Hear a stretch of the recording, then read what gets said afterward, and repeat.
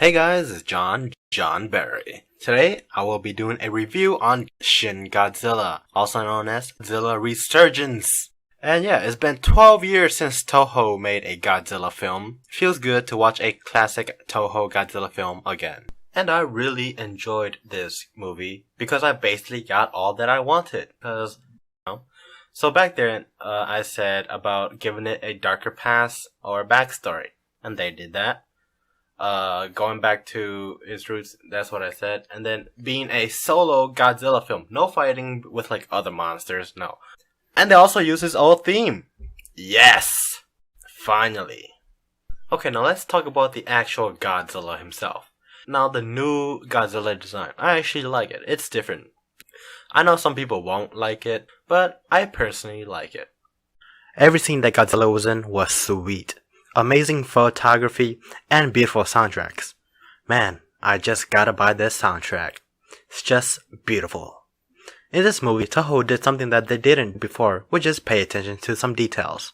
For example, when Godzilla blinks, you can see his eyelids move back and forth, just like a lizard. And also his atomic breath. After that, the steam coming out of his mouth, amazing. I love it. Oh, and strangely enough, this movie has some humor in it too, which makes me enjoy the human parts a bit more. Now let's actually talk about, the movie. If you wanted to see how politicians and politics will play out in a Godzilla film, well, this is your film, because that's the majority of the film when Godzilla actually arrives. So, in this movie, it's the typical Godzilla plot, just like the very first one. Godzilla pops up, people freak out, and they have to rush out to defend themselves.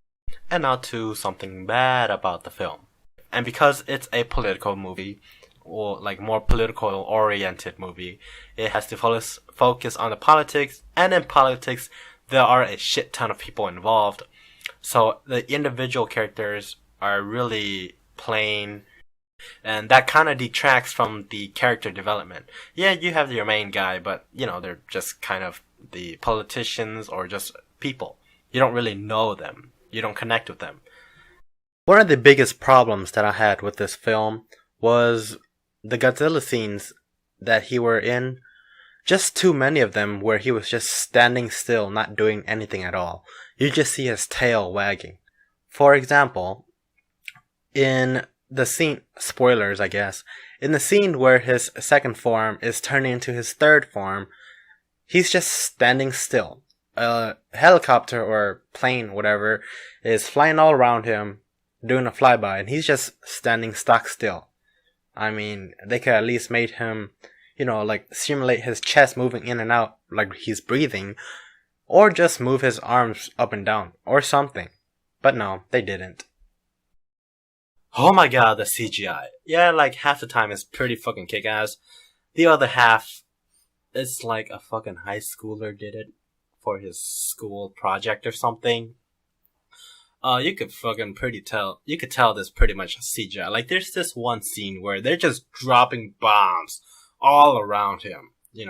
There's smoke rising everywhere, flames everywhere. It's pretty badass.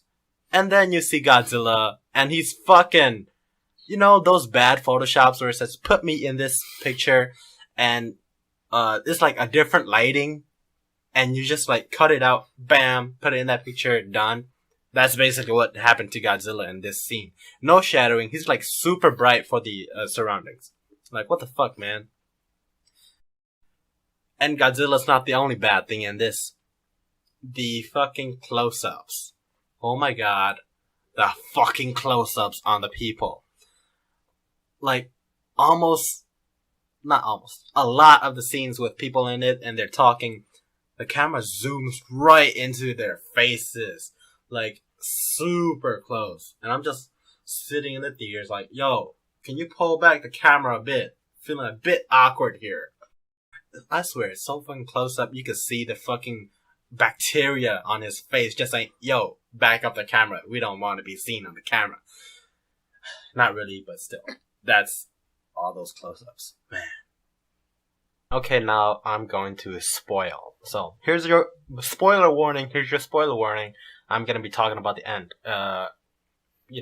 if you don't want to be spoiled, but you still want to hear, well, obviously you want to hear what I rate this movie or something. But if you don't, well, here's your time to skedaddle. If you don't want to hear the spoiler, but you do want to hear the end, we'll just skip towards the end. Yeah, spoiler warning. Here we go. They found a way to freeze him with ice.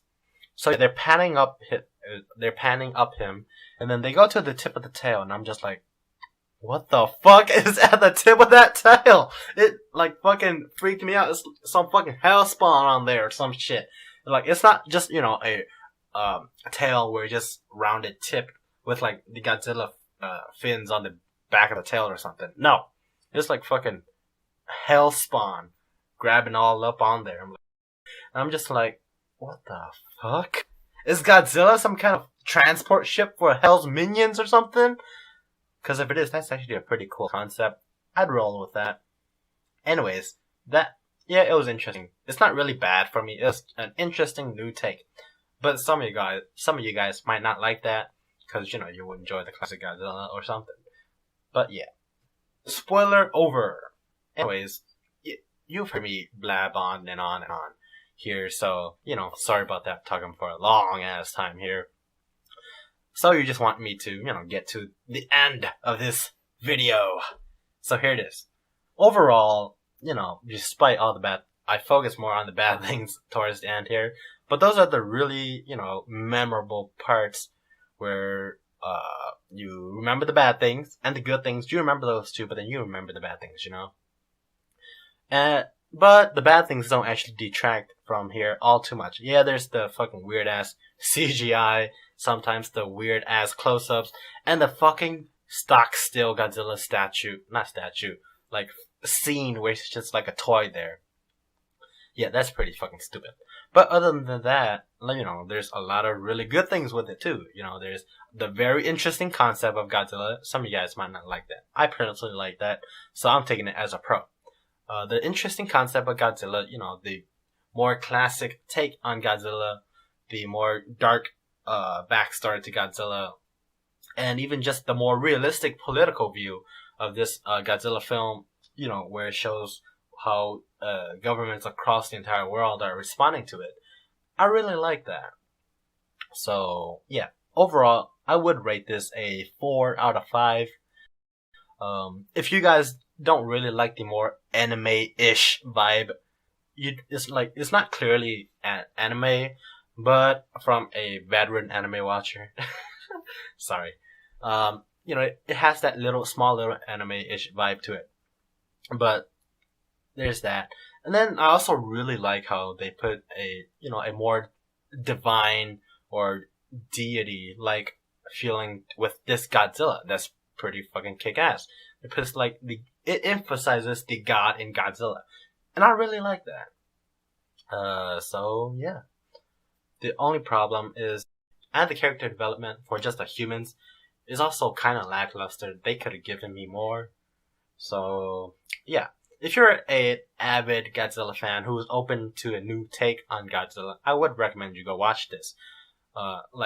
Even if you are on the edge of saying you don't want to watch this, I'd still recommend watching it just because it's different. If you watch the same thing over and over and over and over again, it gets predictable and it kind of gets boring. Even if it's like a classic and you really like it, eventually you'll get bored of it. So yeah, it's a pretty good fresh take on the Godzilla, and I really like it, and I would recommend it.